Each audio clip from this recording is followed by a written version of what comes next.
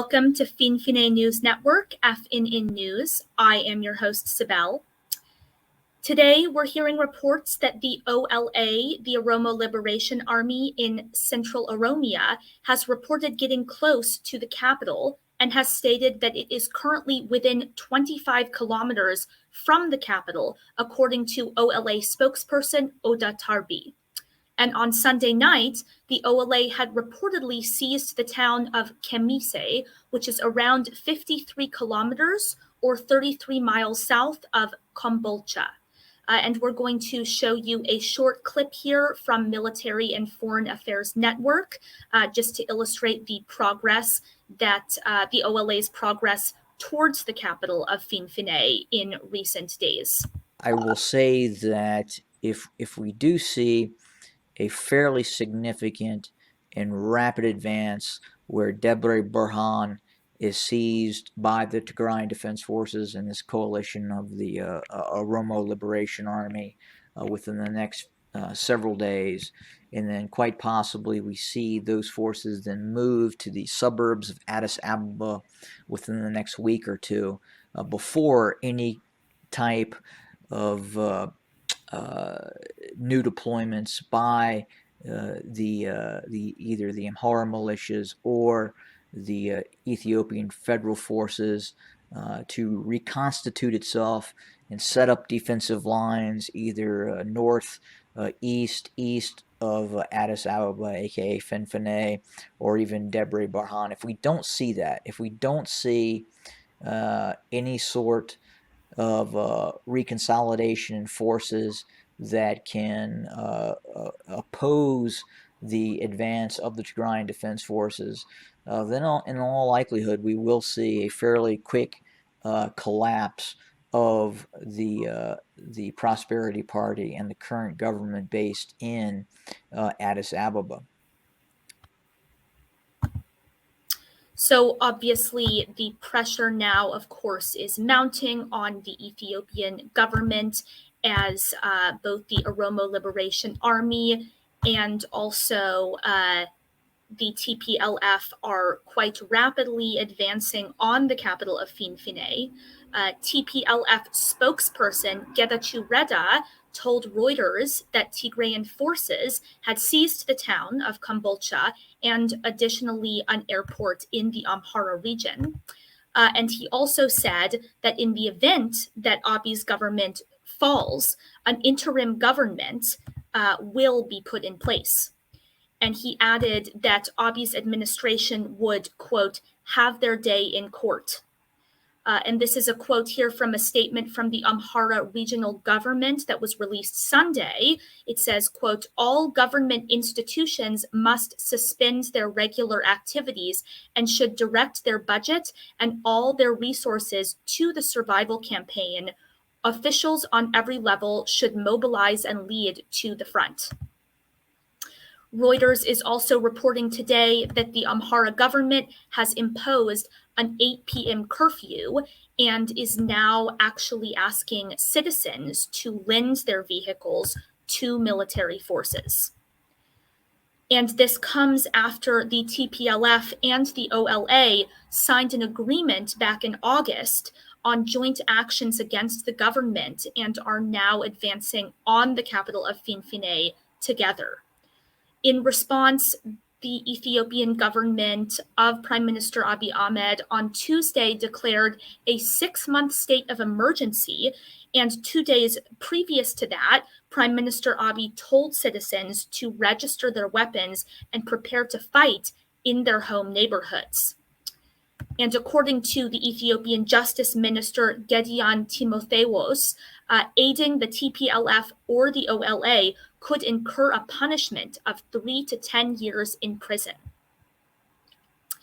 Continuing on to news on the U.S.-Ethiopia relationship, President Biden warned Prime Minister Abiy Ahmed that Ethiopia is in serious danger of being expelled from a trade agreement between the U.S. and a number of African nations due to human rights violations. We'll put that memo up on the screen here. This is a memo that the president sent to Congress.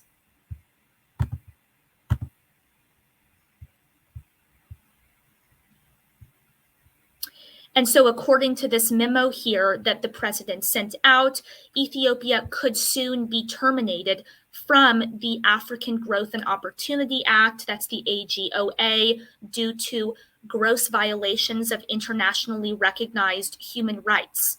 And the memo goes on to state that the Biden administration plans to terminate Ethiopia's participation in the agreement on January 1st of 2022 unless drastic changes occur.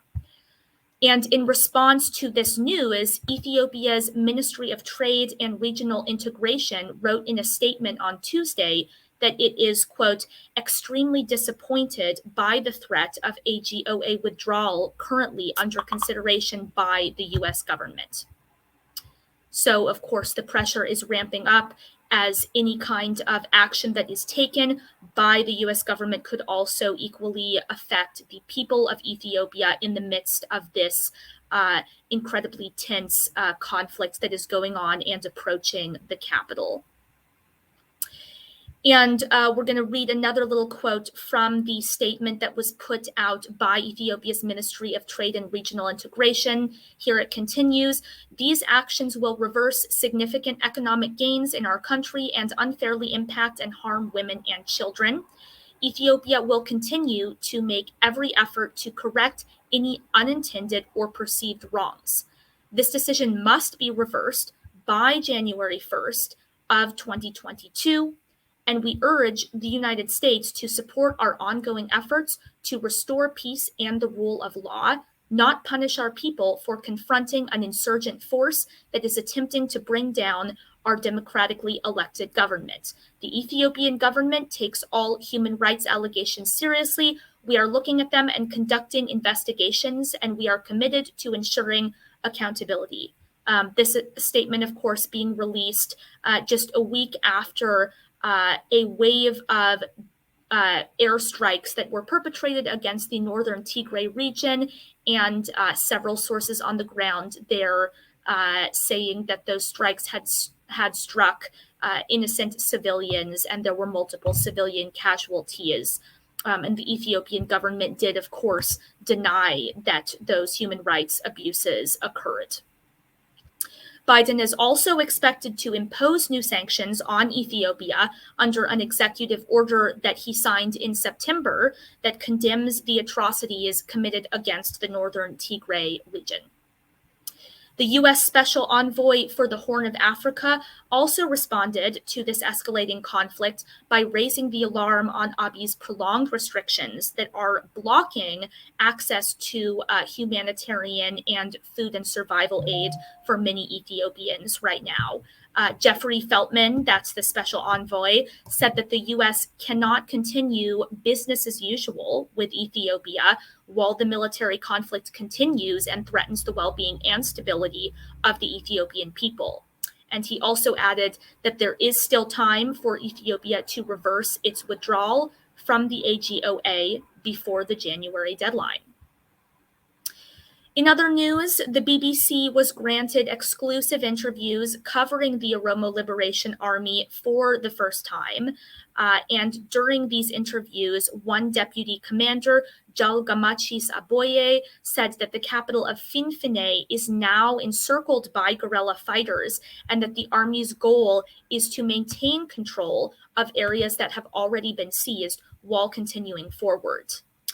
And another notable quote here that came from a young Oromo woman. She said, this is an interview conducted by the BBC.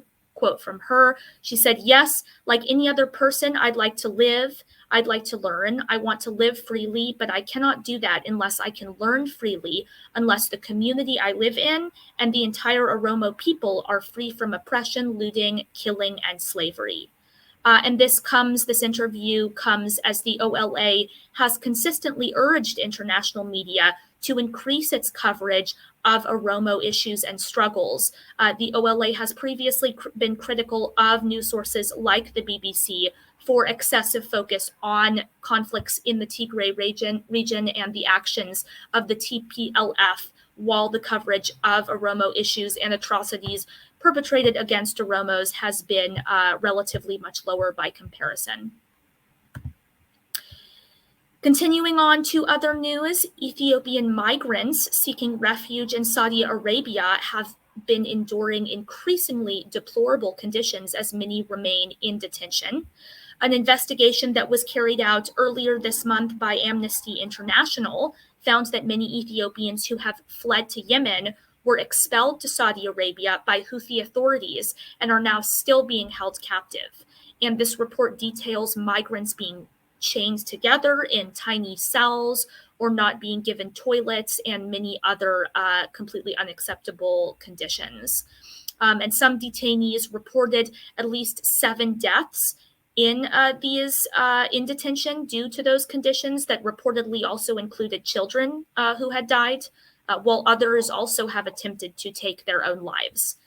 According to this report, many Ethiopians had been working in Yemen to finance a move to Saudi Arabia leading up to the pandemic, but then when the pandemic hit, they were forced towards the border.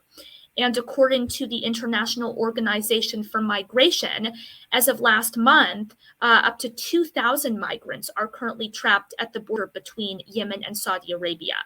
Meanwhile, Ethiopia's state minister at the foreign ministry, Tsian Teklu, said that an astonishing up to 16,000 Ethiopian migrants are now estimated to be held currently in Saudi detention centers.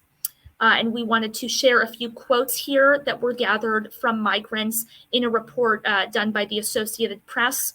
One migrant who is detained in Riyadh told the Associated Press, "We are detained in a very inhumane condition, sleeping on waste overflowing from a nearby toilet. We really want to go back home, but no one is assisting us, including Ethiopian officials. We are beaten every day, and our only crime was seeking a better life in a foreign land." And another migrant here who was also detained after his residence card expired said, quote, "I wouldn't have left my country had I known this hellish condition would await me. I had some suicidal thoughts in the past. It is just unbearable, especially during those very hot days, since we don't have an air conditioner. And they beat us with electric cords whenever we complain, and they took all our money and cell phones. The only thing I want now is to return to Ethiopia, but that's just a dream for now." Once again, those are some accounts that were given to the AP News of the atrocities that are being endured currently by Ethiopian migrants who fled to Saudi Arabia or Yemen seeking refuge. That's all for today. Going forward, we will continue to update you on the situation surrounding the capital and the ongoing conflict between Ethiopian government forces and the TPLF and OLA. Once again, thank you for watching Finfinne News Network, FNN News, and I'm your host, Cybele.